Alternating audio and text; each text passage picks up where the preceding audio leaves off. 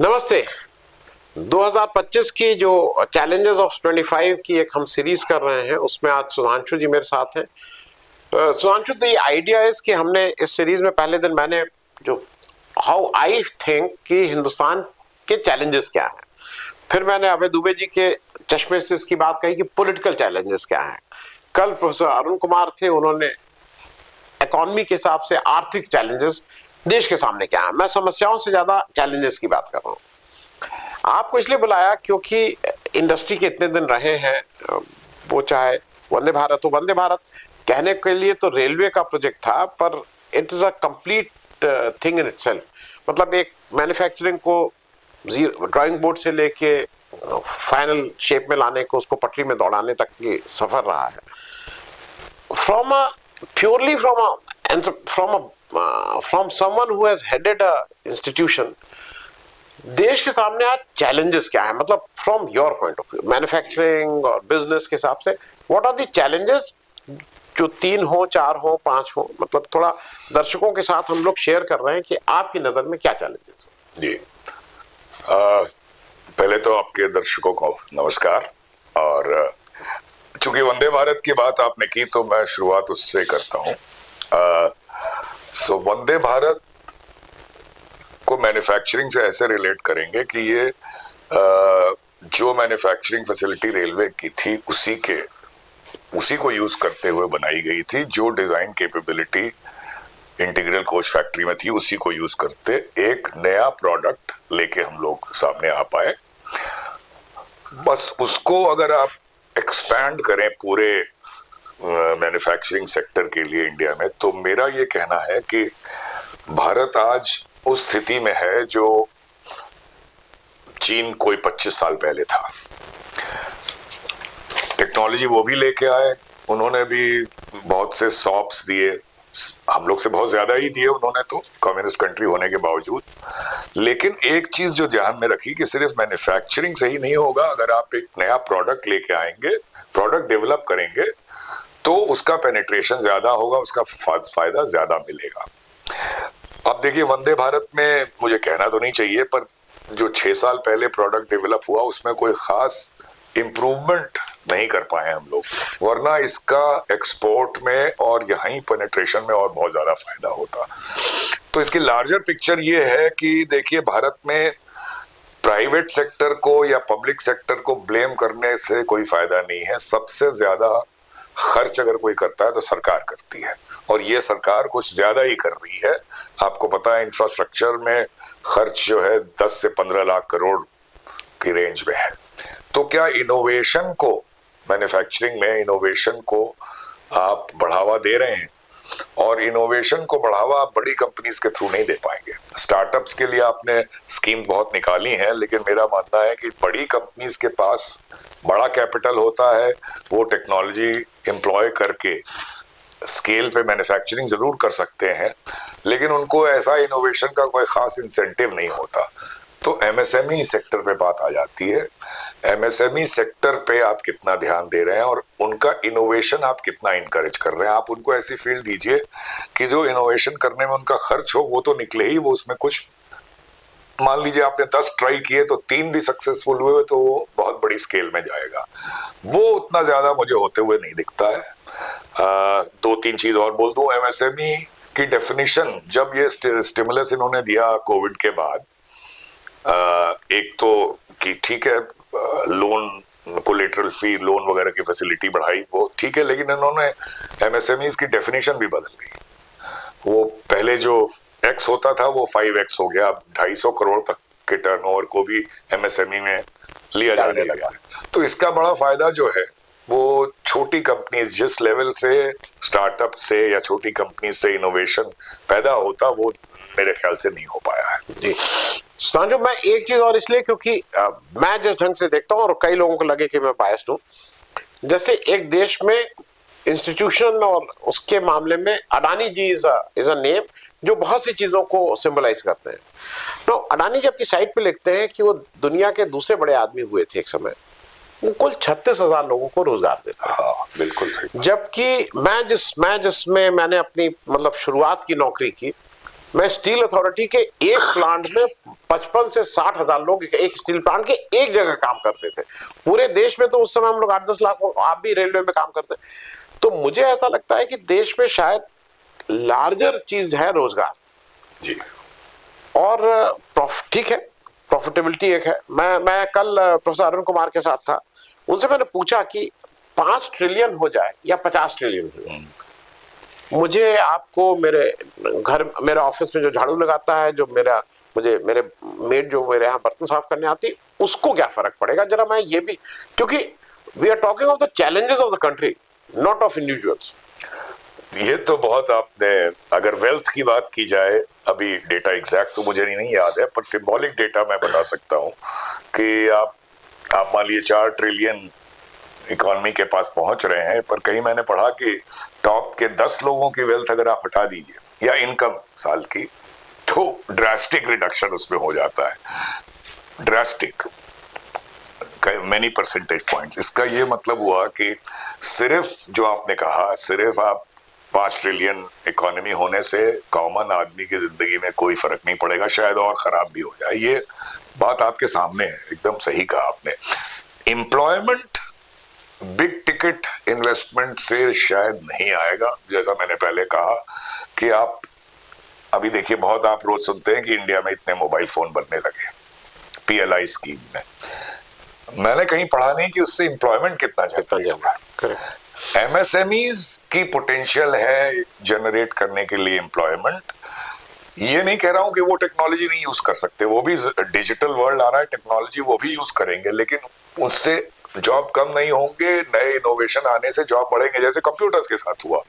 तो MSMEs के level पे क्या आपका पॉलिसी है जो उसको उस प्रोग्रेस की तरफ ले जाए, वो बहुत साफ नहीं दिख पा रही है। PLI स्कीम बहुत सुना होगा आपने, इसका भी फायदा आप देखें तो अभी आज ही मैं पढ़ रहा था कि टाटा और महिंद्रा को 100 करोड़ से ऊपर इंसेंटिव मिल रहा है PLI से, लेकिन इनके प्लांट्स ऐसे हैं कि आई डाउट कि इसमें एम्प्लॉयमेंट बहुत ज्यादा जनरेट हुआ होगा। तो अब चाइना में देख लीजिए, इतनी टेक्नोलॉजी चाइना में हमसे कहीं आगे हो गई है, मैन्युफैक्चरिंग में 25 से ऊपर परसेंटेज उनका है, लेकिन MSME का कंट्रीब्यूशन बिजनेस में 50% से ऊपर है, एम्प्लॉयमेंट 50% से ऊपर है, एक्सपोर्ट 50% से ऊपर है। तो मेरे हिसाब से तो की ले दे के यही होता है कि MSME को आपको रिकमेंड करना होगा विथ टेक्नोलॉजी, और उससे एम्प्लॉयमेंट बढ़ेगा। और टेक्नोलॉजी के अगेंस्ट जाके करने की बात नहीं हो रही है, आप टेक्नोलॉजी यूज करके भी जो वो लेवल है उसमें I think it will be a big incentive for growth as well as inclusive growth, जिसमें मतलब जॉबलेस ग्रोथ नहीं होगी। ऐसा, इसके बारे में सोचना बहुत जरूरी है मेरे ख्याल से। जी, मैं नहीं समझ, मैं इसलिए पूछ रहा हूँ कि आप रेलवे से आते हैं, आप रेलवे को समझते हैं जी, और हम लोग इस पे कई बार चर्चा कर चुके हैं। जैसे बुलेट ट्रेन का मैं कोई ये नहीं हूं, लेकिन bullet train at the cost of जो नॉर्मल मेल एक्सप्रेस ट्रेन है या जो जनरल पैसेंजर्स ट्रेन है, उनकी कॉस्ट पे अगर बनाया जा रहा है, क्योंकि आपके पास पैसा तो लिमिटेड है, रिसोर्सेज लिमिटेड है। तो मैं इस पे भी एक चीज समझना, हम लोगों की क्या प्रायोरिटीज ठीक नहीं है? बिल्कुल ठीक नहीं है। मैं बुलेट ट्रेन के खिलाफ नहीं हूं, लेकिन डिस्कोर्स क्या है कि अब बुलेट ट्रेन आ गया और इंडिया डेवलप कंट्री होगी। बुलेट ट्रेन आप लाइए और उसमें एक्सेसिव सब्सिडी मत दीजिए, आप उसमें जो भी यूज करने जा रहा है उससे किराया वसूलिए। ये ऐसा होने वाला नहीं है, ऐसा लगता है। लेकिन उससे ऊपर ये नीड है, जो हर बार हम लोग ने कई बार भी बात की, कि भाई आप 5 ट्रिलियन हो जाए या 25 ट्रिलियन, आपका कॉमन आदमी जो जिसका नंबर 50% से ज्यादा है, वो कैसे ट्रेवल कर रहा है, जब तक वो आप नहीं देखिएगा तो आपकी बुलेट ट्रेन आ जाए या कुछ भी आ जाए, उसका कोई असर आपकी इमेज पे, आपकी इंक्लूसिविटी जो है वो नहीं होगा। तो वो उस पे ध्यान, केवल आपको न्यूज आइटम सुनते हैं कि अब हम सिर्फ नॉन AC कोच बनाएंगे तो कॉमन ट्रैवलर में खुशी की लहर। अरे कॉमन ट्रैवलर तो बेचारा बैठने की जगह ढूंढ रहा है, वो तो बाथरूम के अंदर ट्रैवल कर रहा है, उसमें खुशी की लहर कहां से आएगी? उसके ऊपर ध्यान देना जरूरी है।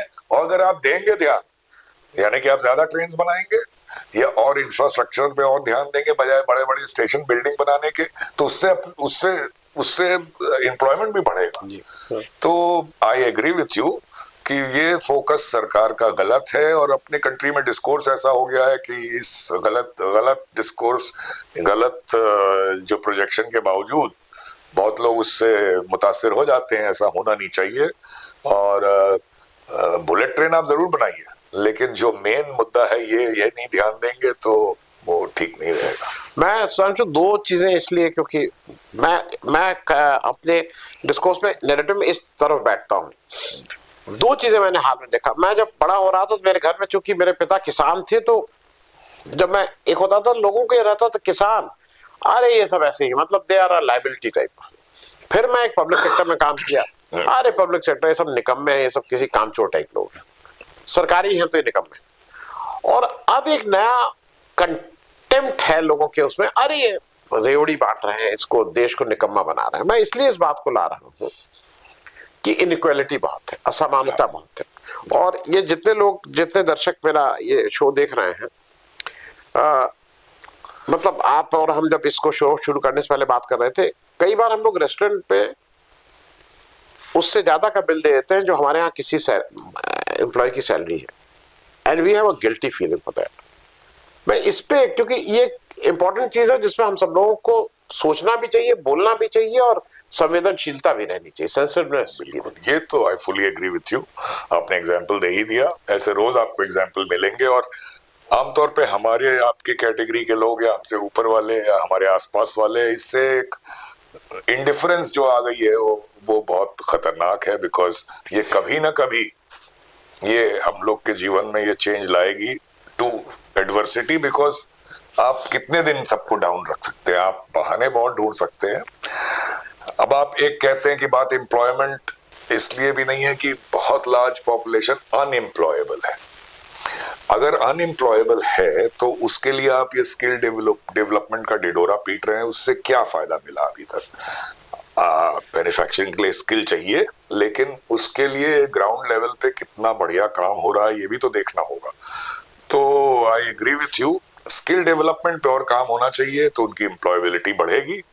और मैंने जैसे कहा, MSMEs are going to be the main employers if they are given the right incentives.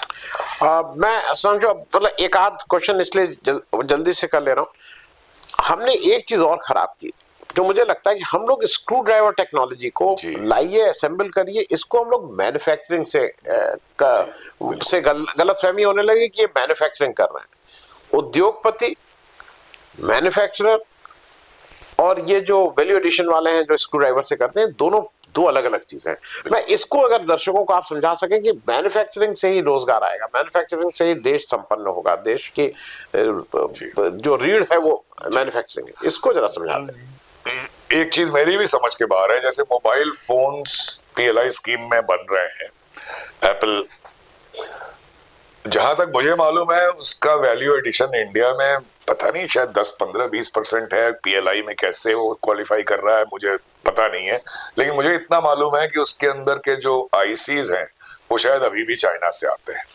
और चाइना में एक मास स्केल पे ICs बनाने का उन लोगों ने एक इकोसिस्टम बना रखा है।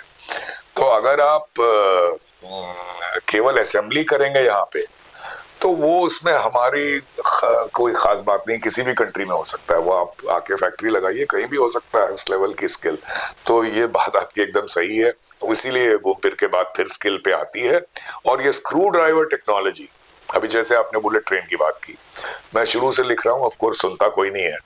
जापान से आएगी ट्रेन, कहने के लिए एक फैक्ट्री भी यहाँ लगाएंगे वो, लेकिन उसका जो हार्ट है, जो ब्रेन है, वो आपको नहीं मिलेगा। वो सब आता रहेगा जापान से, आप यहाँ पे सिर्फ स्क्रू ड्राइवर उसमें लगाएंगे। नहीं सुधांशु, मैं बीच में रोक रहा हूँ इसलिए, जो मेरी समझ है इस जापान की ट्रेन के लिए, देखिए ये सूदखोर टाइप काम कर रहे हैं, पुराने सूद।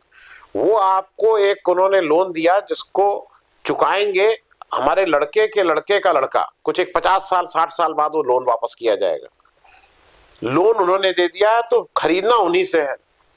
अब वो वही वाला चीज था कि जो एक बड़े जब मोबाइल लॉन्च हुआ तो उसने कहा था हम फ्री में दे रहे हैं, तो लोगों ने कहा था कि नहीं फ्री में तो दे रहा है। ये वही चीज है कि खाना फ्री में है but the washroom will be heavily charge. तो लोन फ्री है, खरीदना हम ही से ट्रेन पड़ेगा। ये क्या खरीदना उन्हीं से पड़ेगा? देखिए ऐसा था कि बहुत प्रचार हुआ था कि बड़ा सॉफ्ट लोन मिला है, लोन इंटरेस्ट फ्री लोन मिला है जापान से।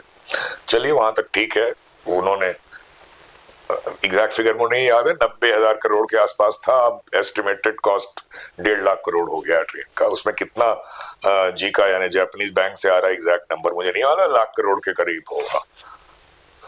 लेकिन 30% या 25% प्रोक्योरमेंट आपको जापानीज कंपनी से ही करना होगा। तो इसमें बुलेट ट्रेन और शायद सिग्नलिंग सिस्टम वहां से आना है। और वो जो उन्होंने कोड दिया है इस वक्त, वो जो ग्लोबल आस्किंग रेट है, हाँ, इंडिया का रेट तो छोड़िए, वो तो बहुत कम है, लेकिन जो ग्लोबल रेट है उससे भी कई गुना है। तो अल्टीमेटली आपके सामने है, मतलब कहने के लिए सॉफ्ट लोन है, लेकिन ये दूसरे हाथ से लिया जा रहा है और अब आपको उनसे ही नेगोशिएट करके लगाना होगा।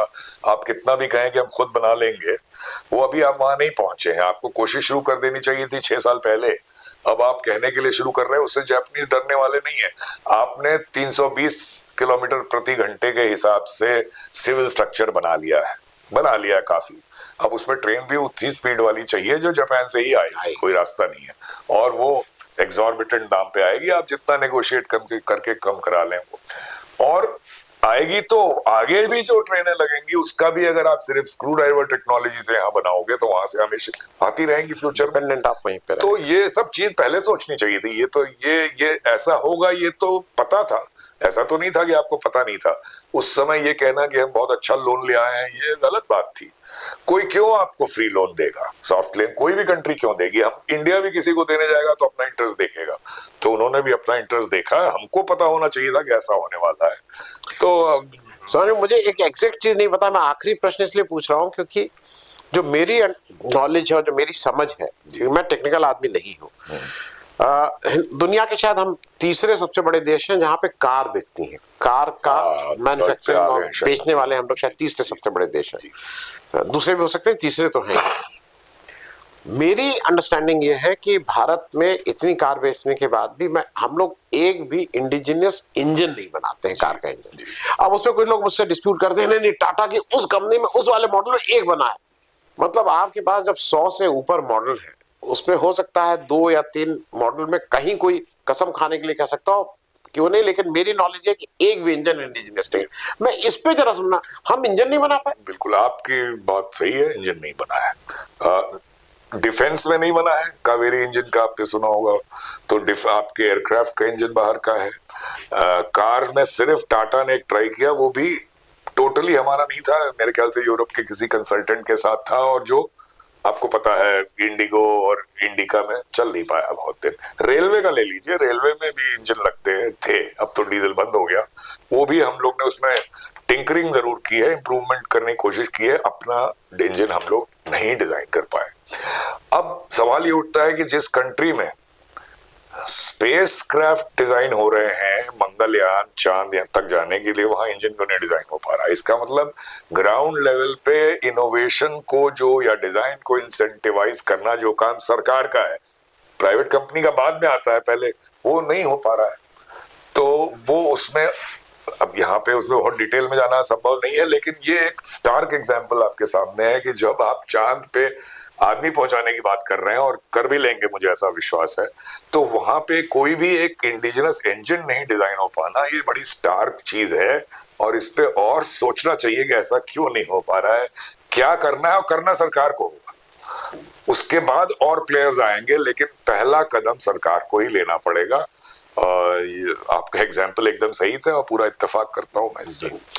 अब बस चलते चलते मतलब मुझे ऐसा लगता है सुधांशु, जो हम लोग बात कर रहे हैं कि not tomorrow, today, right now, इस समय से ही हम सबको ये सोचना होगा कि देश के बिना मैन्युफैक्चरिंग के हमारा रोजगार का बड़ा आंसर हम नहीं दे सकते, एंड इट शुड स्टार्ट। बिल्कुल सही, बिना इंडस्ट्रियल ये, इससे देखिए मैन्युफैक्चरिंग में तो बढ़ेगा ही रोजगार, ये सर्विस सेक्टर में और एग्रीकल्चर तक में ये रोजगार बढ़ाता है। तो ये जो हम 15, 16, 17 के बीच में अटके हुए हैं, in spite of all these incentives, ये ठीक नहीं है। आपका एम 25% का है, आप बढ़े एकदम नहीं है इसमें, और गंभीरता से विचार चाहिए कि कहाँ कमी रह जा रही है, और ये करना होगा, वरना एम्प्लॉयमेंट नहीं मिलेगा आपको। वही जॉबलेस ग्रोथ जिसको हम लोग कह रहे हैं वो चलती रहेगी। नहीं, और उसके बहुत से सोशल एस्पेक्ट्स हैं जी। अगर जॉब नहीं रहेगा तो फिर क्राइम बढ़ेगा, फिर वो होगा, फिर उसके बहुत से इश्यूज हैं। Thank you so much Sudhanshu for joining, बहुत बहुत धन्यवाद। शुक्रिया।